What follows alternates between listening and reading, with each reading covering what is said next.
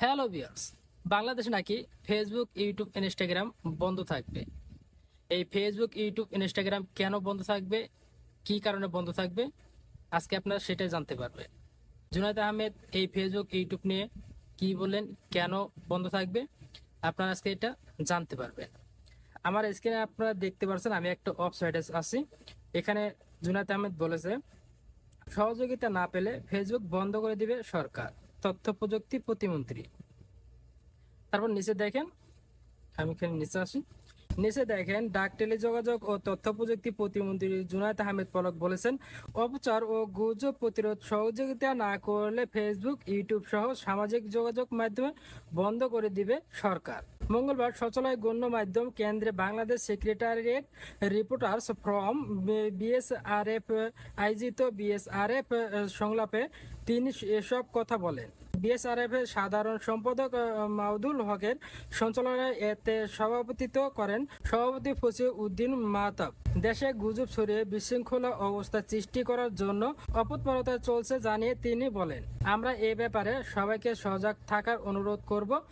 পাশাপাশি Facebook, YouTube, Instagram, TikTok কর্তৃপক্ষ যারা আছেন তাদের অনুরোধ করব তারা যাতে বাংলাদেশের আইনের প্রতি শ্রদ্ধাশীল থাকেন। ধর্মীয় অনুভূতিত এবং রাষ্ট্রীয় নিরাপত্তা কথা বিবেচনা করে আমাদের ছাত্রছাত্রী দেশের নাগরিকদের নিরাপত্তা নিশ্চিত করার জন্য যেন কোনো ধরনের মিথ্যা গুজব তারা প্রচার না দেয়।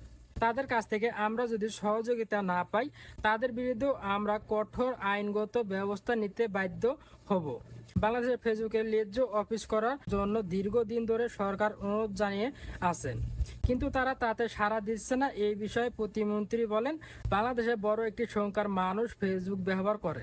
ফেসবুক এখান থেকে বেদ ও অবৈধ উপায়ে যে আয়টা করে সে বিবেচনা তাদের বাংলাদেশকে আরও গুরুত্ব দেওয়া উচিত।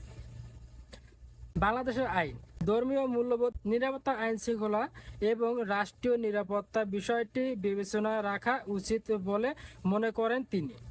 প্রতিমন্ত্রী বলেন, যেসব বিষয় বিবেচনা করে আমরা অনেকবার বলছি, কিন্তু আমরা লক্ষ্য করেছি তারা সামাজিক যোগাযোগ মাধ্যমে বাংলাদেশের জন্য তাদের তেমন কোনো দায়িত্ব ও কর্তব্য আমরা দেখছি না। তিনি বলেন, আমরা আমাদের মাধ্যমে বলছি, আনুষ্ঠানিকভাবে দাপ্তরিকভাবে আবারও কঠোর ভাষায় তাদের লিখব, দ্রুত সময়ের মধ্যে তাদের অফিস, তাদের ডাটা সেন্টার, তাদের সব কার্যক্রম যাতে নিবেদিত করে। তিনি আরো বলেন, আমরা আমাদের তথ্য আমাদের অজান্তে তারা ব্যবহার করছে তাদের ব্যবসা বৃদ্ধির জন্য। তিনি বলেন, আমরা কোনটা পছন্দ করি, কোন রেস্টুরেন্টে খাই, কোন ধরনের গান শুনতে পছন্দ করি, কোন ধরনের সিনেমা দেখতে পছন্দ করি, কি ধরনের পোস্ট দেই, কোন ধরনের কাপড় আমি পরি, এই তথ্য উপত্যগুলো তারা গোপনে সংগ্রহ করে আমাদের সামনে বিজ্ঞাপনগুলো প্রদর্শন করে। যে বিজ্ঞাপন থেকে তারা আয় করে সেটার অংশীদারিত্ব কিন্তু আমি পাই না। আমাদের যে তথ্য তারা অন্য কোম্পানিকে দিচ্ছে সেটা কিন্তু আমাদের অনুমতি ছাড়াই করছে।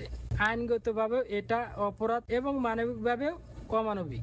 সাংবাদিকদের করা প্রশ্নের জবাবে প্রতিমন্ত্রী আরো বললেন, 10 মিনিট স্কুল এর জন্য 5 কোটি টাকার বিনিয়োগ প্রস্তাব স্টাফ বাংলাদেশের লিমিটেড বাতিল করা হয়েছে।